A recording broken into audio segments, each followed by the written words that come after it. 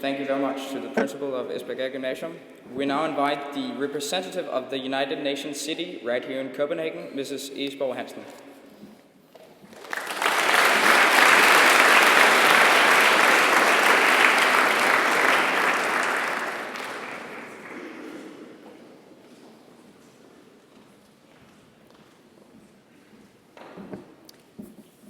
I do promise to deliver a formal speech, but just before starting out, I would just like to mention that I've served 20 years in the Danish Foreign Service. It's been a great pleasure, but it's a very, very great pleasure to see so many young people engaged in such a very, very important agenda today. As you all know, the international development is going so fast these days, and so many crises are happening all over the world.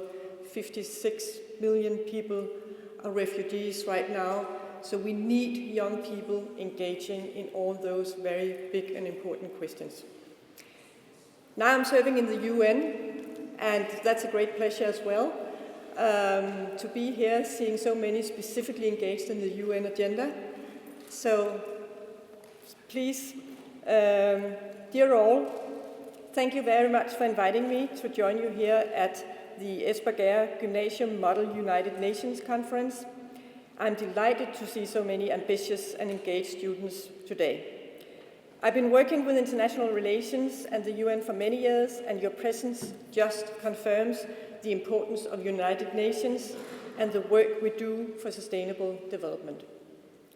I hope this Model UN Conference will be a successful learning experience for all of you, and that you will be able to solve some of the global issues that world leaders are struggling with.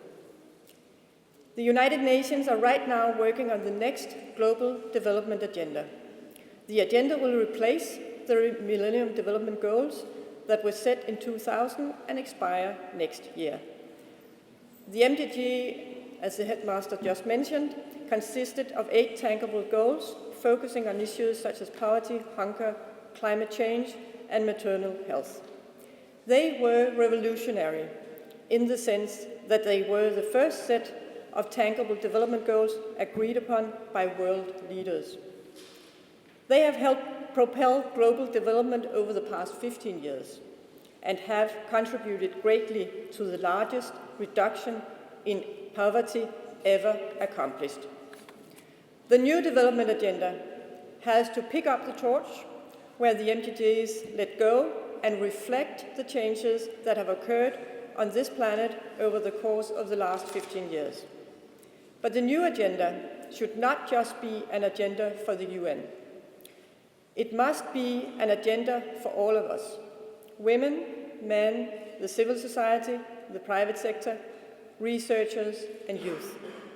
It must be an agenda for the people of the UN as described in the Charter of United Nations. More than 5,200 million people are involved in its creation. It is a global consultation process of unprecedented size. It includes the global My World survey. Do you know the My World survey, all of you? Raise your hands if you heard about it. It's a digital survey on the UN internet where you can go in and vote specifically. And if you haven't been in there on the My World digital website, please go in there and give your vote. It consists of the Global My World Survey, 88 national consultations, and 11 thematic consultations.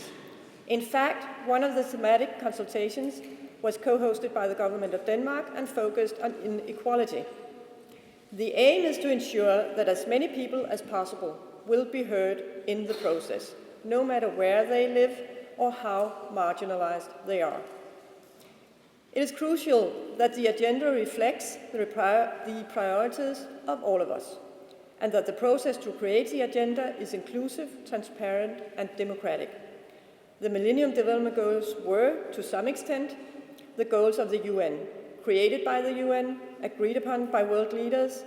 This time, the priorities on the agenda will reflect the hopes, dreams, and visions of millions of people. Therefore, they carry a lot more weight.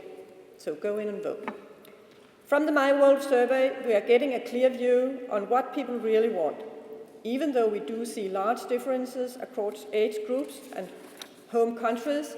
There are some unmistakable characteristics in the answers. Some priorities are shared by people all over the world. Of the 5.2 million people who have picked their 6 priorities out of the 16 options so far, more than 60% have voted for good education. From the Democratic Republic of the Congo to Denmark, actually, they have put up education as the highest priority. It appears to be evident that young people all over the world must have the means they need to realize their full potential. As Ban Ki-moon said, investing in youth will help us overcome challenges like poor education and healthcare, high unemployment, violence against women and girls, and extremism. The youth generation that we have right now is the largest generation the world has ever seen. 20% of the world's population is between 15 and 24 years old. Besides that, from underlining the global need for education, the My World survey has taught us that people not only want access to services such as health care and education, they demand quality in these services. This will mark a difference from the MDGs. The challenge is no longer to cut the amount of people living in poverty in half, it is to eradicate hunger completely. This is a very different challenge from the goal of cutting poverty in half, because it requires a more narrow focus on the poorest people and societies. Often these people belong to minorities that have been suppressed and persecuted for years or decades, often for political, religious, or ethnic reasons.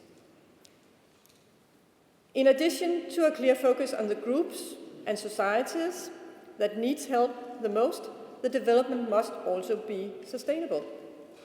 Therefore, in addition to the My World survey and the thematic consultations, a working group specialized in sustainable development has been created.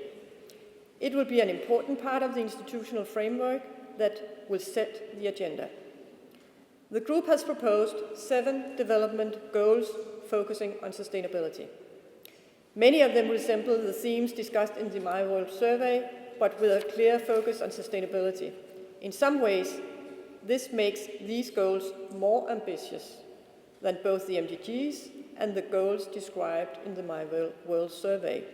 They encapsulate the social, the economic, and the environmental dimension of sustainability, and the proposal is tied together by a governance, peace, and security agenda. Right now, there are plenty of reasons for why development needs to be sustainable. We see too many societies falling back into conflict, and we see too many crises turn into disasters. Furthermore, studies show that investing in crisis prevention is up to 60 times cheaper than cleaning up after them.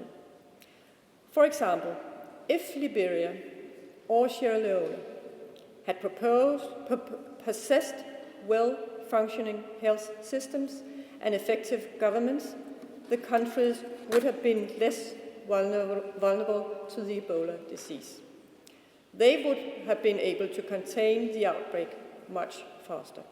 Instead, we are witnessing a perfect storm, a cocktail of an extremely deadly disease in countries with weak or non-existent healthcare systems and little access to protection.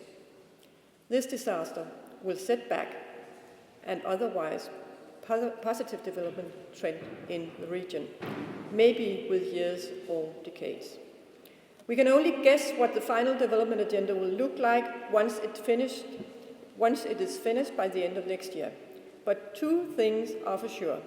First of all, the process has been as inclusive as possible, and literally millions of people have participated. Secondly, the opportunities are there. There are plenty of proposals for ambitious, thoughtful goals that the negotiators can agree on. What we need now is global cooperation. It will be important that the ambition are matched by a political will to invest in development, so in the future we will see less crises turning into disasters. A good example of what global cooperation can lead to in terms of sustainable development is UN City in Copenhagen. In total, we have more than 1,500 employees in our 2 campuses of UN City, representing an astonishing 104 different countries. UN City Campus 1 is a star-shaped white building located on the Marble Pier in Northern Harbour. The building has been praised for its design and is an award-winning pioneer within sustainability.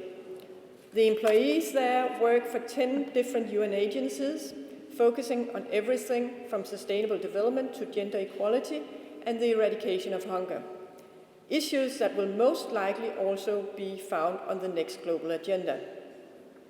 The second campus houses UNICEF's supply division and around 350 employees.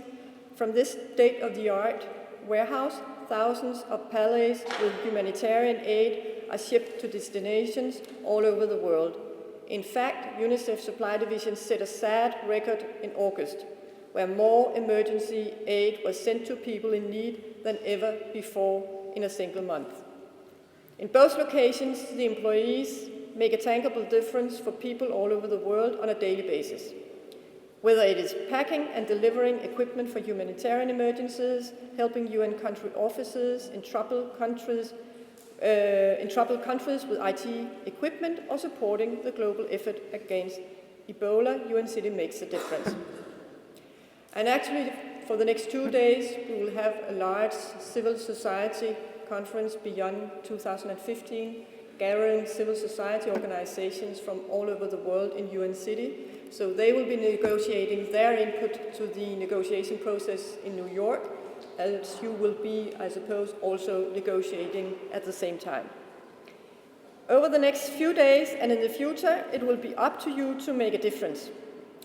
I wish you all a great conference, and I hope that you will be able to engage in interesting negotiations and learn more about decision-making and global cooperation at the highest political level.